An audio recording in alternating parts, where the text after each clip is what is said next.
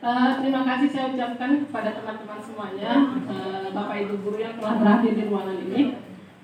Pada kesempatan ini, saya ingin membuat aksi nyata yang ada di platform Merdeka Mengajar tentang mandiri belajar, yaitu topik pertama tentang Merdeka Belajar. Ya, saya coba membuat aksi nyatanya.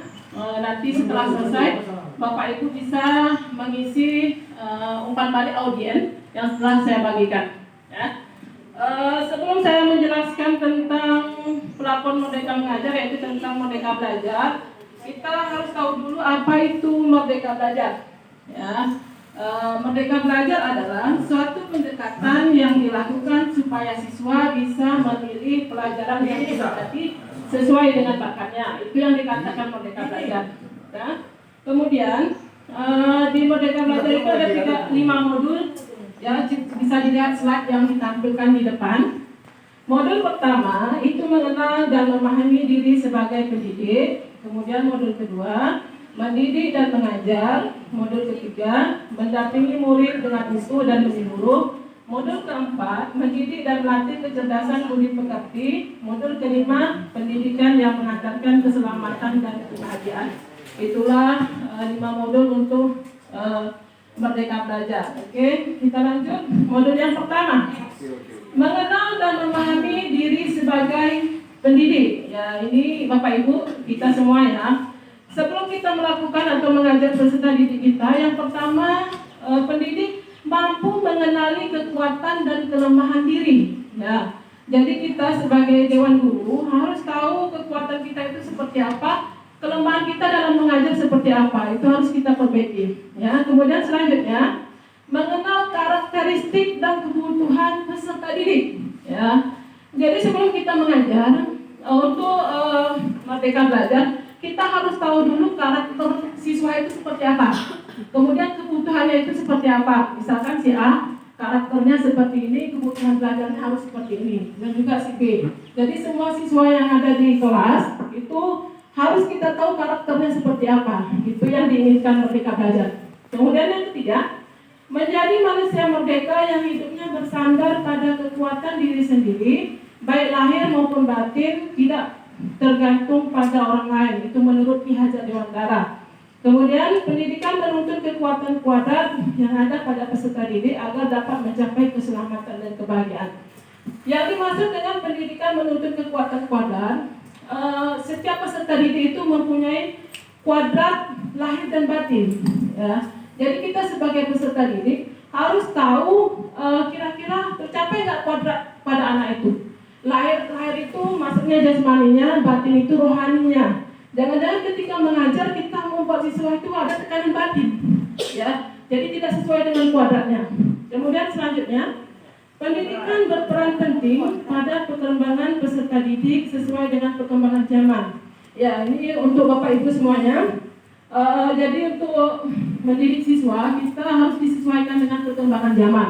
Zaman dahulu tidak boleh disamakan cara mengajarnya dengan zaman sekarang. Oke, lanjut. Mendidik anak sama dengan mendidik rakyat. Ya, ini benar sekali Bapak Ibu ya. Jadi kita mendidik anak-anak sama dengan mendidik rakyat.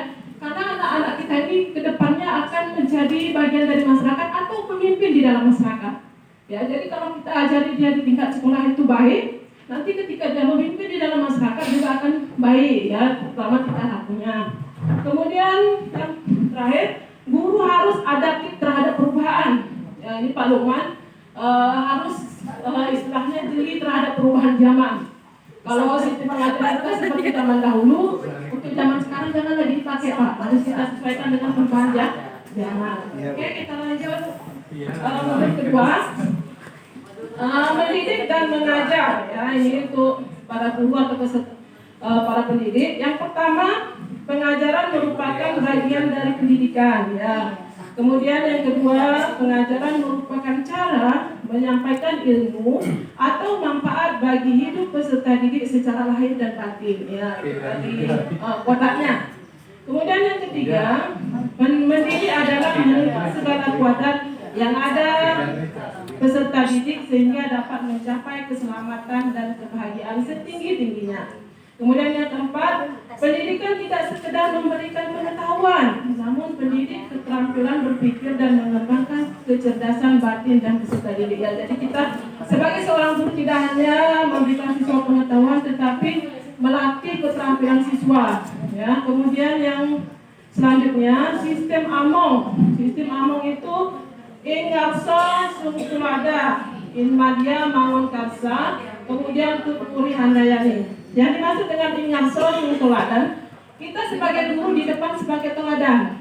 Ya, Inmadia Mangun Karsa, di tengah membangun kehendak, artinya kita di tengah-tengah membangkitkan semangat siswa. Kemudian Tuturi Handayani, kemudian Handayani artinya di belakang kita mendorong, ya, artinya memotivasi siswa.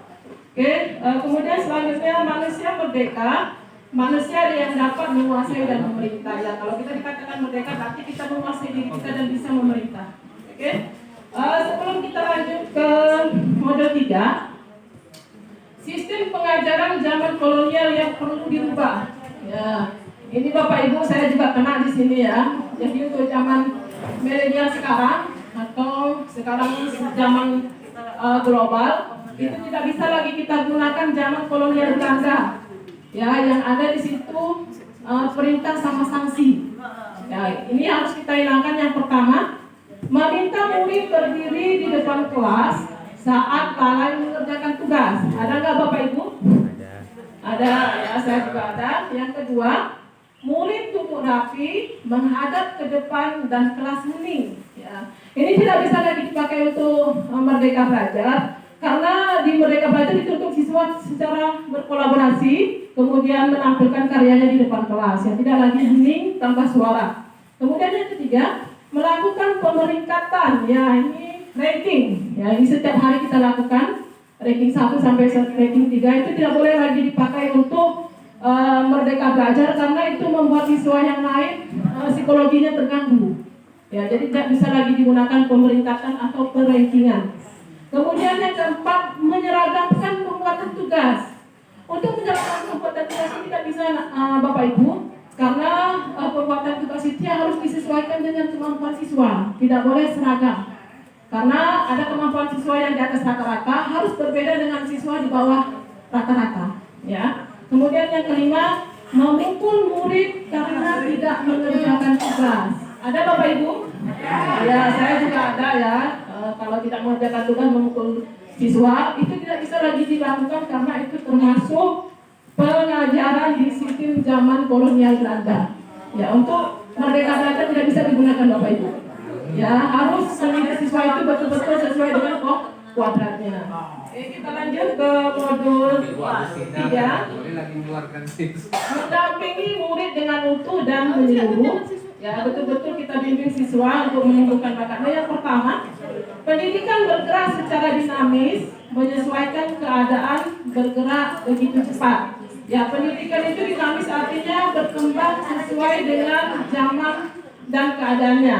Kemudian yang kedua, setiap peserta didik terlahir dengan kuadrat alamnya masing-masing. Jadi siswa itu terlahir dengan kuadrat alam masing-masing, itu siswa itu sesuai dengan lingkungannya, tempat tinggalnya, apakah di pedesaan, perkotaan, itu berbeda-beda ya.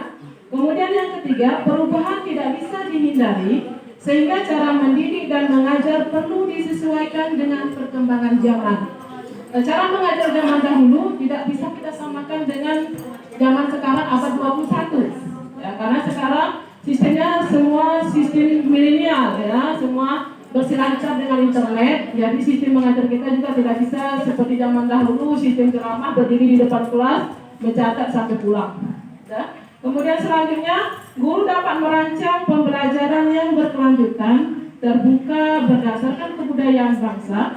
Hal ini sesuai dengan asas trikon yang dikemukakan Ki Hajar Dewantara, kontinu, konvergen, dan konsentrasi. Yang dimaksud dengan kontinu, perkembangan yang dilakukan harus berkesinambungan.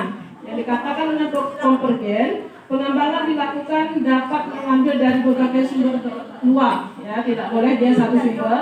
Kemudian konsentrasi, pengembangan pendidikan dilakukan harus tetap berdasarkan kepribadian kita sendiri. Lanjut modul 4.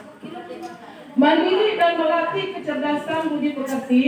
Ya, yang pertama, budi pekerti merupakan hasil dari bersatunya gerak pikiran, perasaan, dan kehendak sehingga menimbulkan suatu tenaga. Jadi Bapak Ibu, untuk budi pekerti memang di situ ada video yang sudah ditonton di topik Merdeka Belajar. Ada siswa yang dibawa ke cerdas cermat tetapi dia tidak mau berdiskusi dengan kawan sekelompoknya. Ada nampak ya? Sehingga dia tidak memiliki budi pekerti yang bagus. Kemudian yang kedua, budi pekerti juga merupakan perpaduan cita, rasa, dan karsa. Kemudian ketiga, suaranya Bapak Ibu bisa tolong. Budi pekerti beserta didik tidak hanya dibentuk dari lingkungan sekolah saja, tetapi juga terbentuk dari lingkungan keluarga dan masyarakat. Ya, untuk budi pekerti atau akhlak itu biasanya terbentuk di dalam keluarga terlebih dahulu. Ya, kalau sudah bagus di keluarga, baru bagus di masyarakat, baru akan lebih bagus lagi di sekolah dengan bimbingan gurunya. Kemudian yang keempat, kodrat anak diibaratkan kertas yang sudah terisi penuh, yang terisi berbagai macam coretan dan tulisan, sehingga tugas pendidik adalah menebarkan dan memperjelas arti dari coretan dan tulisan tersebut. Artinya, peserta didik kita dari kecil yang sudah ada di memorinya tentang bakat, potensi, minatnya yang sudah ada di dirinya, tapi ketika sekolah, kita sebagai guru harus mendidik siswa itu betul-betul agar dia kelihatan apa bakatnya, apa potensi dalam dirinya, sehingga dia bisa menjadi hidup yang selamat dan berbahagia. Ya, kita lanjut modul terakhir, pendidikan yang mengantarkan keselamatan dan kebahagiaan. Sebagai seorang guru, tidak hanya mengajarkan ilmu pengetahuan saja, tetapi guru harus mampu membimbing dan memantau peserta didik untuk mencapai pemahaman yang bermakna. Ya, jadi kita tidak mentransfer ilmu saja, Bapak Ibu, tetapi kita harus membimbing anak itu betul-betul sehingga nanti dia bisa menghadapi dunia di era global ini. Ya. Kemudian yang kedua, perspektif guru tidak selalu sama dengan perspektif peserta didik. Ya, artinya kalau ketika kita mengajar, kita pikir siswa itu kalau kita ajarkan materi seperti ini dia sudah paham, tetapi siswa tidak seperti itu.